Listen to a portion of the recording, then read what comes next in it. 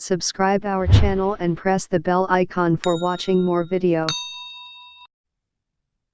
So in this section, we are going to learn about how to procure services. We have seen how to procure stock materials. We have seen how to procure non-stock materials. And this is a third variant, how to procure services. Just like the way we procure coffee beans, stirrers, flour, or any kinds of physical goods, we can procure services as well. Would you have a physical goods receipt happening? Of course not. We'll see some examples of services in the next slide. So the process to procure services, as we have discussed, is a little bit different. But what are services? Let's see some examples of services. Just by looking at these examples, you might have guessed what services are. This here is an example of electrical service. This is an example of heating and air conditioning service. This is an example of plumbing service. Your lights stop working, you call your electrician. Your AC machine stops working, you call your HVAC engineer. Your roof is leaking, you call your plumber. These are all examples of services. Now, let's see how services are procured and how they are really different from physical goods. Now, just because services are not tangible, you might be tempted to create a service material of type NLAG or non-stock, because you're not going to stock non-stock materials, right? Stirrers. So why don't we create services using non-stock materials? When I was learning that was my first impression. Why don't I use NLAG? Why are we treating services differently? But let's see if it works. What we're going to do is create a non-lag material called electric services. And since they are non-stock, we're not going to store or stock those services, which is quite intuitive. So let's create that material. All right, so we go to MM01 and say electric service, and we call it 01, 02, whatever. And we want to say retail, and for material type, we're going to use NLAG. Click OK. And as usual, we want to select the basic view, purchasing view, and accounting view. Remember, these are the three main views that we use in purchasing. And for plant, of course, we use Chicago. Enter. And we say electric service.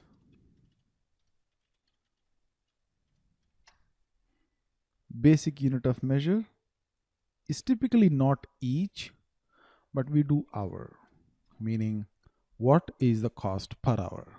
So the basic unit of measure is hours. Now for material groups, just use 015. That's not the right material group, but let's just roll with it. Hit enter. Go to purchasing view, and everything seems okay. And hit enter again. And in the accounting view, for NLAG materials, it picks up some valuation class. That's fine, we don't care. Click save.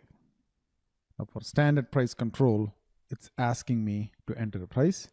Say I'm going to say enter 1. Elect serve -01.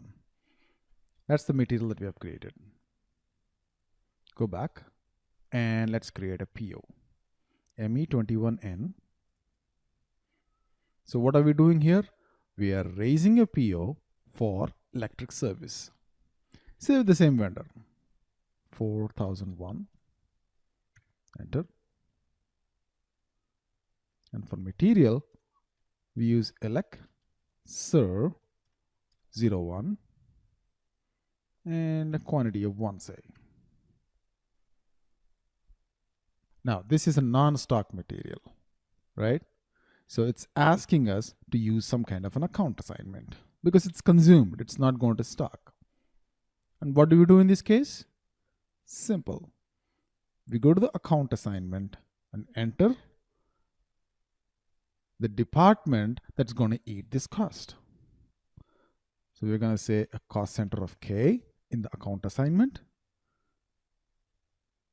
Enter a cost center, say admin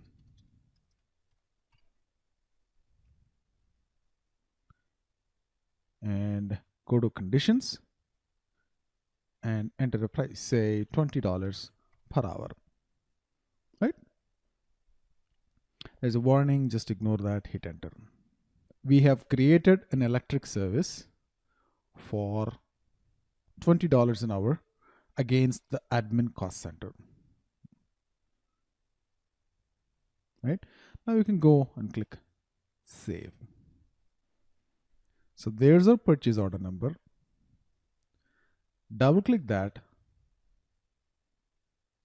select the PO and click Ctrl C to copy the purchase order number.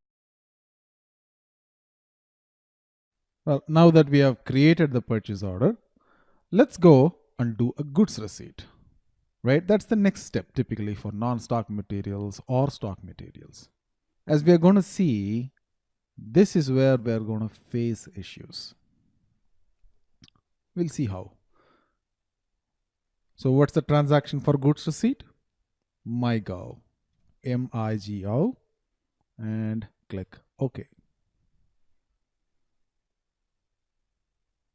Paste your purchase order number in here, Ctrl V, hit enter.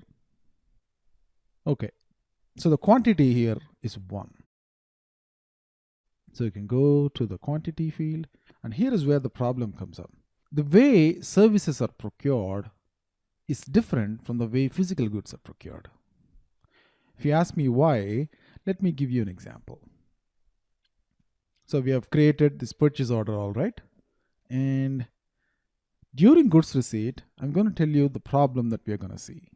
Say, for example, your pump is broken, the electric pump or the HVAC pump is broken. So you have called your electrician, and there are a couple of steps that happen in service. The first step is the electrician comes in and identifies the problem. Is it an issue with the pump? Is it an issue with the heat exchange? Whatever. And that's going to cost $20 an hour. And say he takes 1 or 2 hours to identify the problem. So this is 1 hour. Once he identifies the problem, the second step is to identify the spare parts. So he's going to need a replacement for the pump, or he's going to need some welding for the heat exchanger, right? So he's going to identify the problem. Say that's free of cost, it's not chargeable. And the third step is to procure the spare parts, right? So he has to go to the shop and get the spare parts. Let's say that's also not chargeable. But remember, these are all the steps that have to be done to really perform that service. The fourth step is to replace the parts and fix the problem.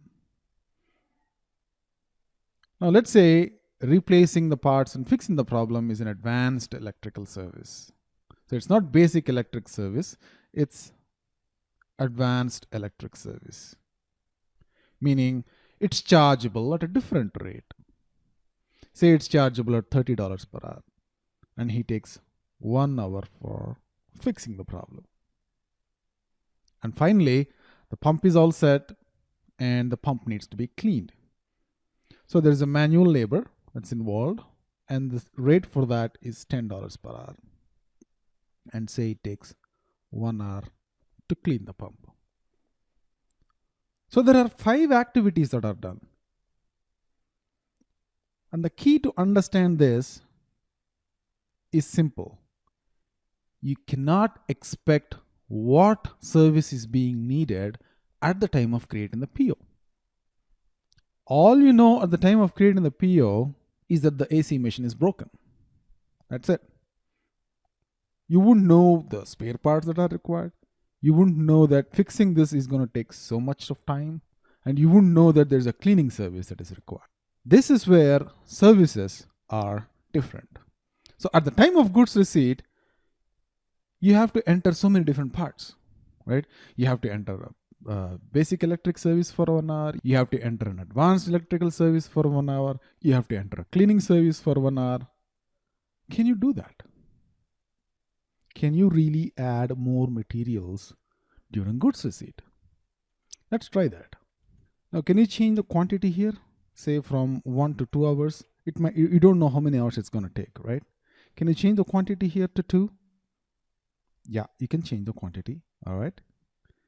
And can you add more materials here? Like put another material here. Can you do that?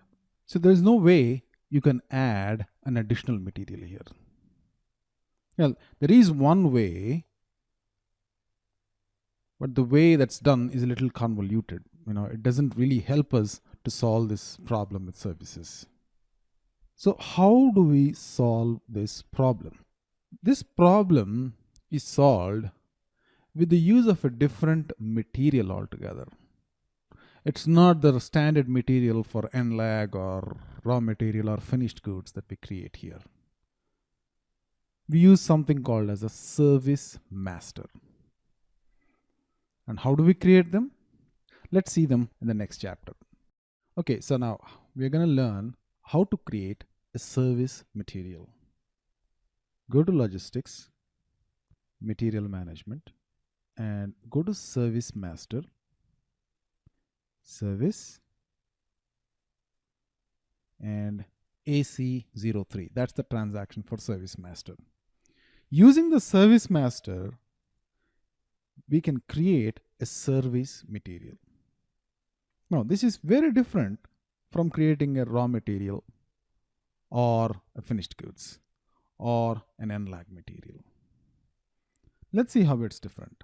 So click on the new button, click create new service, and we're going to create an electric service. So we're going to call it ELEC serve, same name, say 01, and it's a service, right? And the basic unit of measure is hour. We're going to measure services in hours. Hit enter, and it says maintain a short text. So we're going to give a basic description. What shall we try? We're calling it basic electrical services. Hit enter. And over here, you can use a valuation class of service. Say 3200. And hit enter. Now that's all you need to create a service master. And go hit save. Let's say we want to create additional services like the advanced service or the labor service. It's really easy to do them. Once again, go to service master and select the material that you have created already. Click on copy and create the advanced service material. So it's not basic, but this is advanced electric services, and everything else remains the same. The price is different, right? So save that. And another one. Now this time we're going to create labor. Labor 01 and call it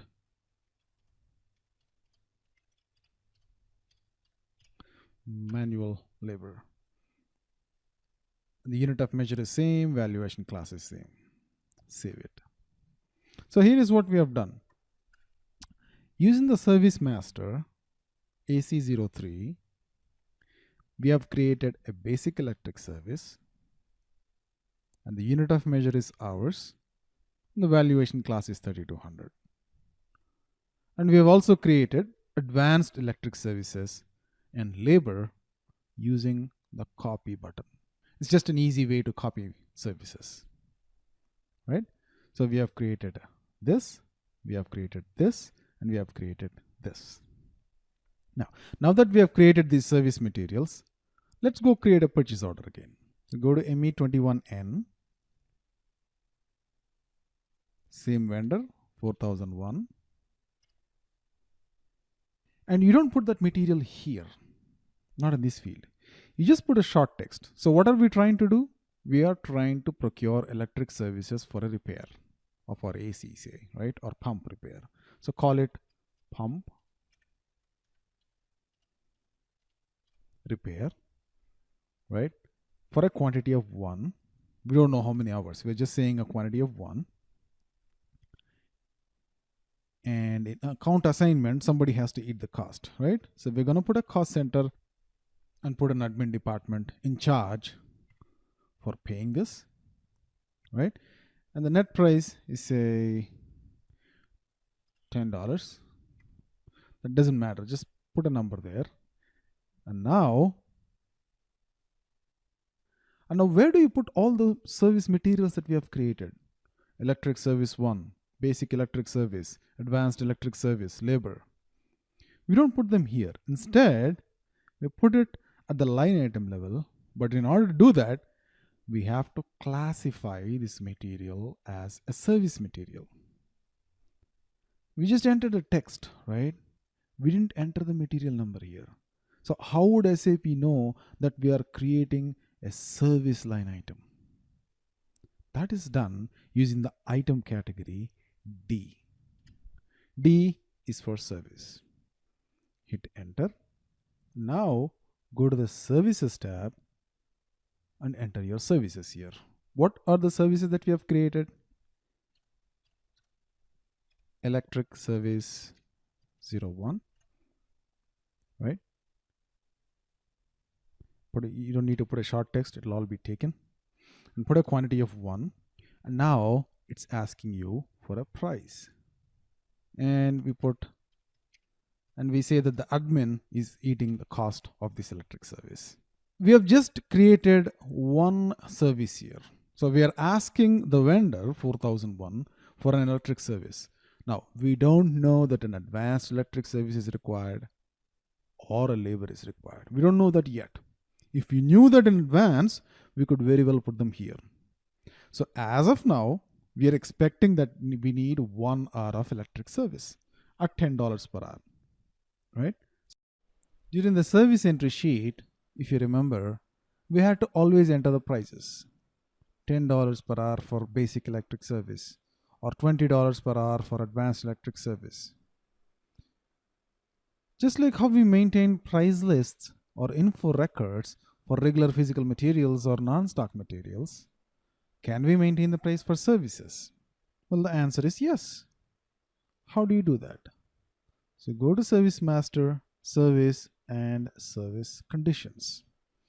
There are 3 ways in which you can maintain prices for services.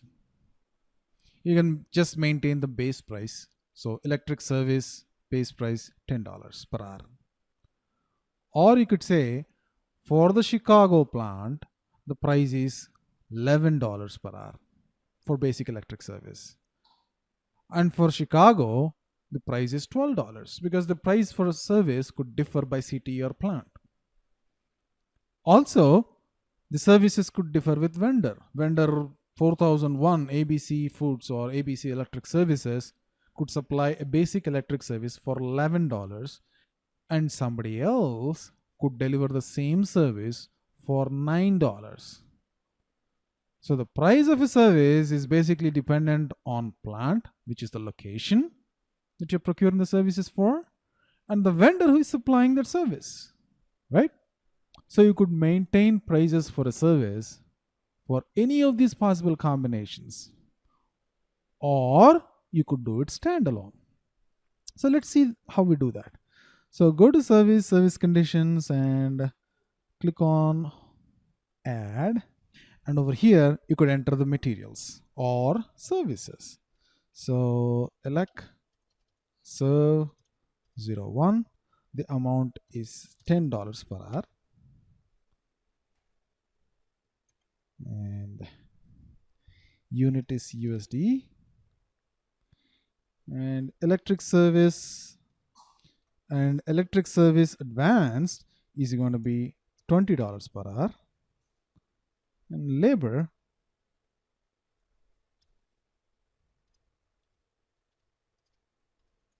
is going to be $10 per hour, right? You can save it. Now go back and try and maintain the same prices with plant or without plant. So without plant is going to be like this. So for purchase org US01, so for vendor 4001, basic electric service is going to cost say $12, and advanced electric service is going to cost $22, and labor is going to cost say $9. Okay, save it. Also, you could create it for a combination of plant and material. So for vendor 4001, if it is Chicago plant, and for basic electric service, the amount is $13. So Chicago say is expensive, and advanced electric service is so much, labor is say $12, and save it. Now you could maintain this for the same vendor for a different plant, say Seattle plant, if you have created a Seattle plant with a different set of prices. This is how you maintain prices. Now if you create another purchase order like so, ME21N, vendor account assignment K, item category D, we call it pump repair for a quantity of 1, and the services that are required are basic electric service, admin department is going to cover the costs. You see the prices automatically come up here, right? And where is this coming from? This is coming from the prices that we have maintained. So let's see what we have done in this chapter. Every time a service material was being entered in the service entry sheet or the purchase order, we had to enter the price, right? Otherwise it was showing that message. So just like physical deliverables or non-stock materials, can we maintain a price list? So for physical materials like raw materials or non-stock materials, we maintain the prices in the purchase info record. For service materials, we maintain the prices in Service Master. We can maintain the prices in 3 different ways. We can maintain a base price, which is just the price for that service material, or we can maintain a price by vendor. And why do we maintain prices by vendor? Because each vendor's price could be different for different kinds of services. So we could maintain price list by vendor. And also we could maintain price list by vendor and plant combination. Meaning the same vendor is going to supply a particular material in the Chicago plant at a particular price and the San Francisco plant at a different price. It's the same material or same service. So these are the 3 different ways in which you can maintain prices for services. The transaction codes for that are all under Service Master, Service, Service Conditions, and these are the 3 different ways in which you can maintain the prices for services. For a service without plant, and for service with plant and vendor. Right? And these are the different transaction codes. Create, change, display. And when you enter a PO and enter the service material in the PO for that line item, the prices are automatically picked up. Okay, that completes the chapter on pricing. So we'll move on to the exercises in the next chapter. Okay, let's stop here for a minute and see what we have done. For a standard material, the account assignment is blank and the item category is blank. Now, for non-stock materials, the account assignment could be a cost center or project or sales order, and the item category is also blank. For services, there is an account assignment that's required. We said the cost center admin is going to eat it, and we also need an item category. For services, the item category is D. When you say D, another new tab called services opens up, and you can enter any services that you're planning to get done from a vendor. If you know the services in advance, you can very well enter them here. But if you don't know, well, we're going to enter them later. Now, this is one major difference between how you create a standard material versus a service material, right? And after that, you take a copy of the PO and you go enter services. How do you enter services? Instead of doing MyGo, you do a service entry sheet. You don't do MyGo, but you do a service entry sheet. So you go to service entry sheet, ML81N, put in your purchase order, and create a service entry sheet, adopt the services that are planned from the purchase order, and all the planned services that you have created in the purchase order will be defaulted into the service entry sheet. In case you try to enter more materials or more services in the service entry sheet, you should already have set an upper limit in the purchase order. And that's why you get this message if you don't enter that. So go back to the purchase order, and right adjacent to the services, there is a limits tab. So set and limit. So basically, it's like saying, I'm approving $100 worth of services. And now after you have done that and saved it, if you go back to your service entry sheet, you can enter unplanned services, as many of them, until the limit hits $100.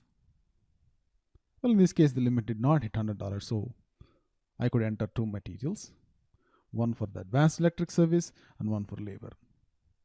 And observe this column, one is planned and two of them are unplanned, right? And after that, every service entry sheet needs to be approved by a signing authority, like a manager or a supervisor.